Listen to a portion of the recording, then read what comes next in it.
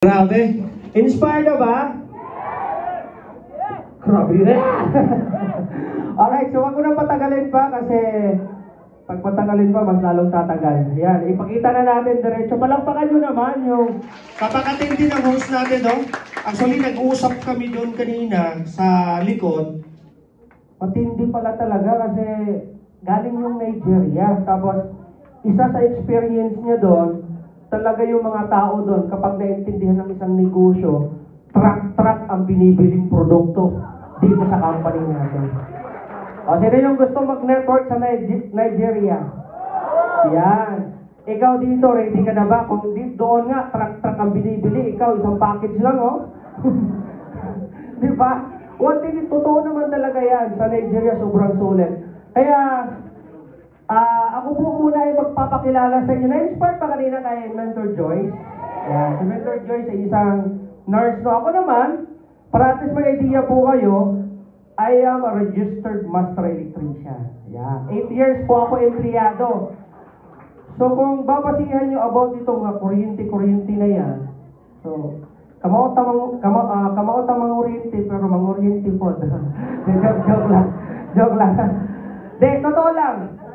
Ako po ay empleyado for almost 8 years. Walang idea rin po sa ganitong negosyo na magsasalita ng ganito. So katulad mo rin ako. Kung empleyado ka ngayon, congratulations. Kasi bakit? Sigurado po after my talk, sigurado po kung bago ka ngayon, sigurado magre-resign ka na bukas. Joke lang. Bakit bukas? Wag naman ngayon, gabi na. Bukas. Tama? So, actually po, para at may idea kayo, ako po si Mentor Alden, pinanganak po sa Masbate. Sino taga Masbate? Bicol. Oh, dahil taga Bicol, no? Bakit ang pupugi at ang ganda ng taga Bicol? Pero ako po ay pure Bisaya din. So, kabalok, kisay Bisaya din rin. Di ba, gahi? Gahi o? Kasi gahi ulo. Gahi lang mo salita, oy. Yan, ako pa yung Bisaya. So para at least may idea po kayo, yan, nasabi na yan kanina, hindi ko na isa-isahin. Basta po ako po ay pinanganak din po talagang, alam mo yon, pinangarap na lang makakain ng 3 beses sa loob ng isang araw. Para at least may idea, makaka-relate ka dito. Pinag-aralan ko before high school. Sino nakarelate di high school na bago ka makarating ng school, pawis ka na. Basa na yung uniform mo. Tama? Pag nag-aral ka, sirilya ang gamit. Suga. Ayan. So, mahirap, no? Diba? So, mahirap ang ganung buhay. So, yun po yung experience ko. Pero, ikukwento ko po sa inyo mamaya. Dahil dun sa in-explain kanina ni Doktora Rachel Manguera. Tingnan nyo po, ang daming pwede, kumbaga pagkakakitaan na pwede magbago ang buhay katulad ni Mentor Joyce. Sino talaga dito yung gusto talaga mabago ang buhay? O pumalakpak ka muna ng todo. Kasi ipapakita ko po sa inyo right now, yan. Ay, tama ka lang.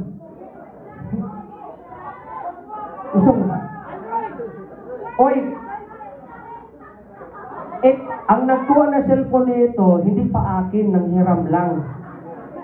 Wala man ako cellphone talaga before. Pero kung titingnan mo, parang tuko na nakadikit sa poste. Di maklaro, no? Yan, tingnan. So, actually po, ang skills ko po talaga, grabe mo sa ngit-ngit. Ay, nasubrahan mo ako. Sakto-sakto nga po ba? Di, totoo lang. Yan o, 8 years naging empleyado. Nagkapagtrabaho po ako sa Maselco. Ganito po, akyat-akyat. Hindi akyat bahay gang ha. Akyat poste para aayusin ko yung metro nyo. Kasi nangunguha kayo ng kuryente. Di, joke lang. And at the same time, nakapag-work din po ako sa mga mall bilang sa engineering department. So, ang kaharap ko doon, mga makina. Diba? Yung mga parang bahay na makina. Ang lalaki. Tapos pag nag-New Year, alam New Year, di ba? Kami po yung tipong tao kahit Christmas or New Year, andyan naka-duty. Kasi hindi pwedeng iwanan. Kaya pag New Year, graon po kayo ko, pandaron po na akong makina, 2 kabro. Di ba, mag-iingay kailangan? Oo, so, pangtanggal daw yun, voice ito. Dito to. Tapos, nakapag-work din ako sa power plant, DMCI, kung sino may idea DMCI.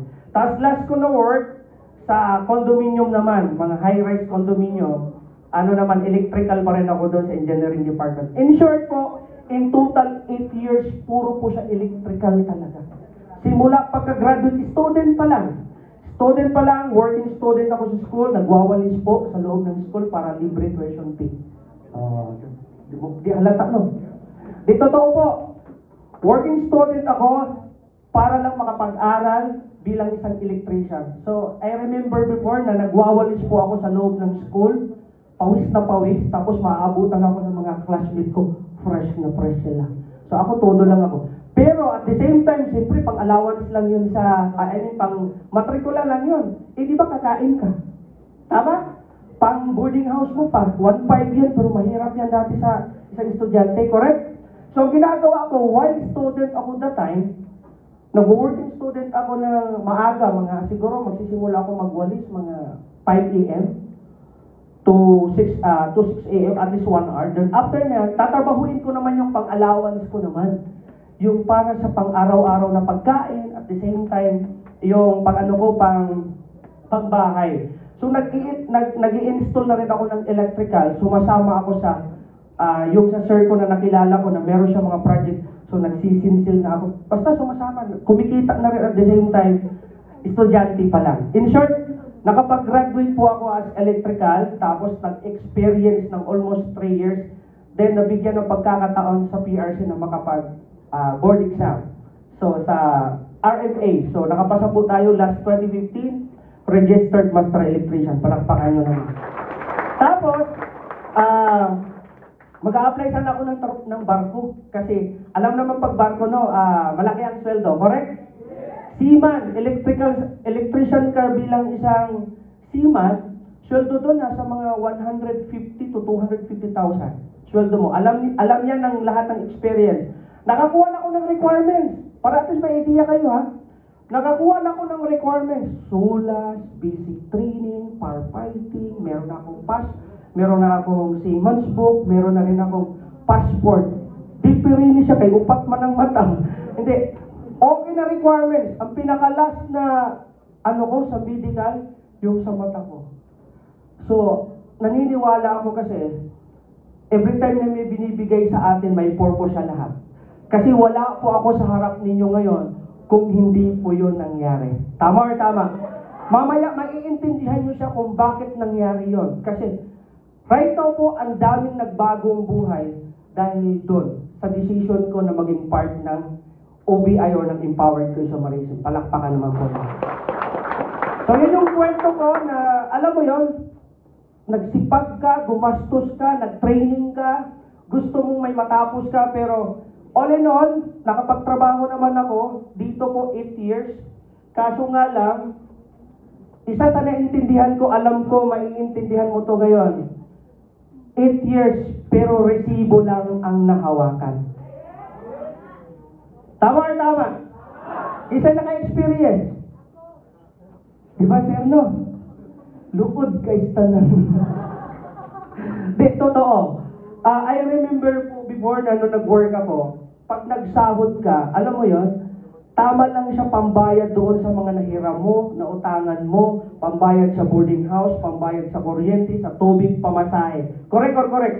Iikot ang buhay natin na parang orasan lang. Tama or tama? Nakakapagod. Pero minsan nasasabi natin sa sarili natin, buti na lang din kasi may trabaho ako i-compare sa iba na wala din. Tama, di ba?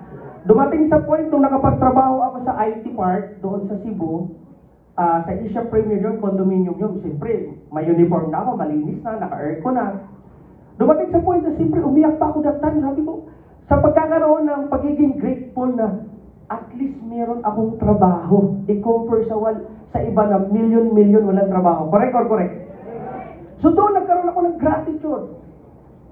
Take note to, ha?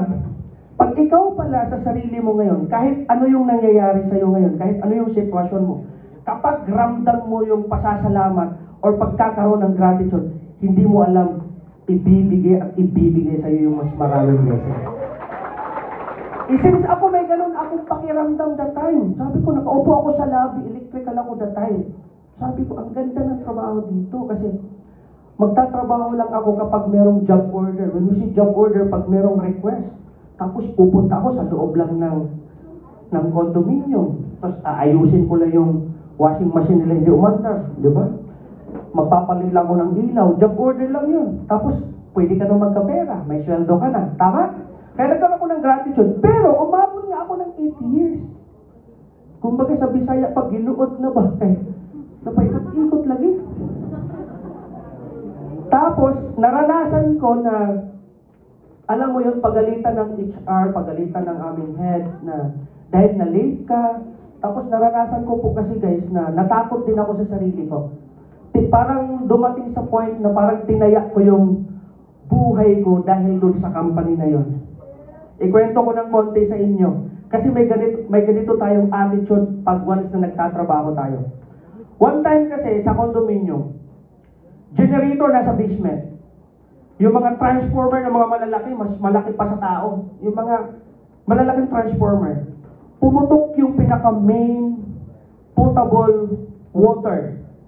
Pumutok talaga yung tubo, as in sobrang lakas ng tubig. Bumaha po yung basement, as in bumaha. Bilang isang electrician, ang motto namin is to save ng mga, to save sa mga responsibility, kumbaga sa mga gamit, sa building structure at the same time sa mga tao. Kailangan kong puntahan yung machine, yung double throw, para i-off ko siya, pero taga dito na ang tubig sa basement. Talagang nilakad. Paalam na rin. Diba? Oh, yun yung experience ko. Na-off ko siya. Then after that, congratulations! Noong taon na yun, na-awardan ako as Best Employee of the Year. Pero, card lang ang binigay o 500 pesos. Palakpakan nyo naman. Tinaya ko buhay ko doon. Totoo yan. Tinaya mo nga, mama ko, di ba pwede kang makuryente doon? Ang lalaki ng transformer. Tapos, pinuntahan mo doon para hindi sumabog kasi pag naabot yung conductor ng tubig, pwedeng sumabog. At masusunog yung buong building. Congratulations po sa company, no? Certificate, Best Employee of the Year. Them to be delivered with 500 pesos cash. Kuya Wanda, ito para ako natakot na. So, sabi ko, iba. Noong nasiran ako nito, ito po, para at least may idea kayo. Yan. Ito, huwag nyo muna yan tingnan. Pero dito kami nagsimula. O, nakaupo kami, o. Tatlo kami magkakapatid. Yan, di ba? Diyan kami nagsimula. Katulad mo dyan na nakaupo. Sino mga first timer? Yung totoo, yung asang namay. Sir, first timer, ilang taon na? 19? Naintindihan na kita, sir. Joke lang, sir, ha? Joke lang. 19, sir, napakaswerte mo pag naintindihan mo to. Because ako naintindihan ko tong negosyo at the age of 28. Ikaw 19. Sino dito yung 20? 21. After 3 years, mayaman ka. Masarap o sobrang sarap? Sobrang sarap. Ibig sabihin, katulad mo... Oh, wait lang. Ibig sabihin, katulad mo rin kami dyan na nakaupo. Pumapalakpak, nangangarap din the time. Sabi ko, ako naman ang next na magtutok dyan sa harap. Dinignan ko talaga yan every time na umaatin kami ng training. Ano kaya pakiramdam? Pero, una kong talk dito, umawak ako ng microphone na may wire. Para at least demo ko sa inyo. May wire. Sa sobrang kaba ko, sige ko glakon sa wire. Di ako makapagsalita. Hanggang sa nalaglag yung amplifier, nahila ko yung wire. O, totoo yan. Sa sobrang kaba ko, first time ko makapag-talk sa harap. Sa Cebu pa yun. Pero, kapag araw-araw mo siyang ginagawa, natututo ka. Correct or correct? Kaya huwag mo titingnan, mentor Altem, ang galing na magsalita. Hindi po. Ibalik ko kunti, ha? Tanawa. Oh. Alam nga, panguyapan ng ano. Magsasalita ako dyan. Ikaw to. Wala man. Wala kang magkakausapin dyan. Concentrate ka mo, baka makuryente, di ba? Dapat, so wala akong idea. Ibig sabihin, katulad mo rin po ako. So, nararamdaman mo na ba? Na kung ano yung nangyari po sa amin ngayon, pwedeng mangyari sa'yo sa tamang oras, pero kailangan mong simulan ngayon. Kailangan mong magtanim ngayon. Kasi, useless mo yung pinakitang 1A, 2,000, yung kikita ka ng ganun-ganun, tapos hindi ka magsisimula.